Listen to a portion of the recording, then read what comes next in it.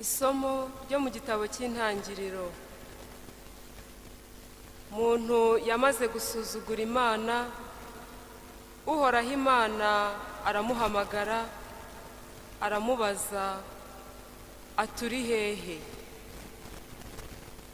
Undi arasubiza ati numvise ijwi ryawe mu busitani, ngira ubwoba kuko nambaye ubusa ndihisha. Uhoraho Imana ati ninde waguhishuriye ko wambaye ubusa? Aho ntiwariye ku giti nari nakubujije kuryaho?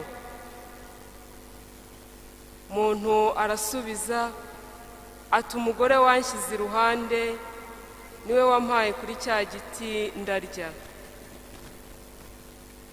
Uhoraho Imana abwira umugore ati wakoze ibiki?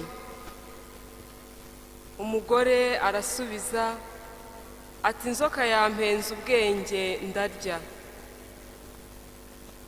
Uhoraho Imana abwira inzoka ati kuko wakoze ibyo, ubaye ruvumwa mu nyamaswa zose z'agasozi. Uzakurura inda hasi, maze urye umukungugu iminsi yose y'ukubaho kwawe. Shyize inzigo hagati yawe n'umugore, hagati y'urubyaro rwawe n'urubyaro rwe. Ruzakujanjagura umutwe, nawe urukomeretse agatsitsino. Nuko muntu yita izina umugore we, amwita Eva, kuko ari we wabaye nyina w'abazima bose.